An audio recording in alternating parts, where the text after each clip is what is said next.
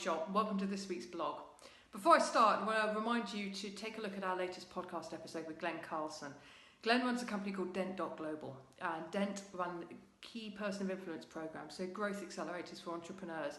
I've been through the program, it's absolutely fantastic. And in my conversation with Glenn, who's based out in Australia, we talk about how he gets himself fit for the rigors of business. So his morning routines, his non-negotiables, how he keeps himself mentally and physically challenged, but also rested, so he's able to cope with the fluctuations and demands of his growing business. So check it out on iTunes.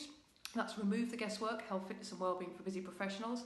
And you can also look at it on our website, bodyshotperformance.com, and go to the resources menu and click on the podcast in the drop down. So check that out. As always, please let us know as well if you've got any feedback. That's enormously helpful to us and helps us to improve the show and get it out to more people. So thank you for that. So to this week's blog, what to do if you can't get to sleep. Now, sleep problems are very pervasive. I think the amount of sleep that we're getting is an issue. The quality of sleep we're getting is an issue. But sleep disorders are a good place to start, because actually I talk to a lot of people who say, yeah, I sleep pretty well compared to their friends or compared to how they used to sleep. But actually they're not getting enough quality sleep and enough hours of sleep either. Sleep disorders can look like many things. They can be getting up in the night to use the toilet. It can be having difficulty getting to sleep, waking up too early. All these different kinds of things. It's not just insomnia, but sleepwalking as well, sleep talking, just being unable to get to sleep and stay asleep and get a right amount of REM sleep and deep sleep, too much light sleep. So there's many different forms of a sleep disorder. That's the first thing to mention. Now, the thing that I find most helpful for anyone that has sleep issues and for myself is to create for yourself something called a sleep staircase. And if you're familiar with this blog and our philosophies, you'll have heard this before. So a sleep staircase is a metaphorical staircase that you follow from the minute you get in from work or you close off your laptop if you're working from home. So mine looks like this. I shut the laptop, I make a note of things that I haven't got done or I need to get done tomorrow morning. I will then change into casual clothes. I'll come downstairs, cook a meal or eat a meal. Ideally, leaving a 3 to 4 hour gap between the meal and bedtime. The renowned nutritionist Alessandra Ferretti, who was on the podcast a few weeks ago, said studies have been done and the optimal time is 3 to 4 hours between bed and your evening meal. So I'll have that evening meal. I will then put all my gadgets on to Do Not Disturb, so I can still see the messages if I check, but they aren't binging, dinging, whirring, pinging and distracting me. I'll then usually watch something on television that I've pre-planned, so something that is stimulating but not overly so. It's not violent, it's not graphic, it's not noisy, and I'll wear blue light blocking glasses while I do that. I'll then go to bed, do my teeth and go to bed, and I'll put some sprinkling of lavender essential oils onto my pillow and spray some topical magnesium onto the major muscle groups, which is great for recovery, for calm and for sleep. So that's my sleep staircase. So that's my top tip. Have some form of staircase that helps you to relax before you get to bed. Related to that is quietening the mind. Now, whether you do that via reading or you do that via meditation or breathing, you need to just quieten the mind. You want to sort of, in the same way you would a young child and you get them ready for bed by not exciting them, you do the same for your own mind.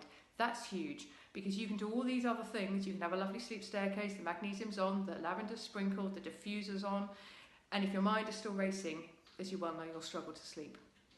Talked about meditation and breathing. They're really huge because they help to calm down the nervous system and get it ready into a sleep state.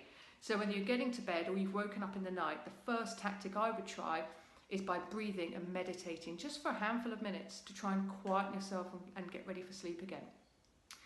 The other thing is journaling. So if you find that you've woken up in the night, you can't get back to sleep because something is in your mind and on your mind, journal, write about it. Or make a note. If it's a to-do, if it's an action, if it's a thorny problem you're chewing over, write it down. It's probably not worth fighting sleep if that's what's on your mind, but try and expel it somehow. And words on paper is a really great way of doing that. Something else to think about is body temperature. If you're struggling to sleep, it could be because your body is cooler than the room you're in, and you want it to be the other way around. You want your body to be hotter than the room you're in. So try opening a window, try getting your body temperature up a little bit, but either way, you want to be a little bit cooler than the room you're in. So another thing to do is have a look at your sleeping environment. Is it set up for sleep? Bladder. So we're getting up in the night to use the loo is a problem we see a lot. So think about how much fluid you're consuming in the evening and use the toilet before you get to bed. If you wake up and you think you need the loo, just go down and use it because it's going to wake you up again and again.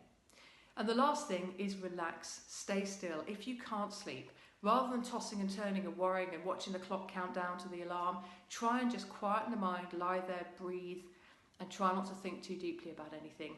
It is a form of rest, even if it's not optimal, it's not deep sleep or REM sleep. It is a form of rest. And it's certainly going to be better for you than tossing and turning and pacing up and down the house, frustrated that you're losing hours of sleep. I hope that's helpful. As ever, drop me an email if you need help. Leanne, Leanne, at bodyshotperformance.com.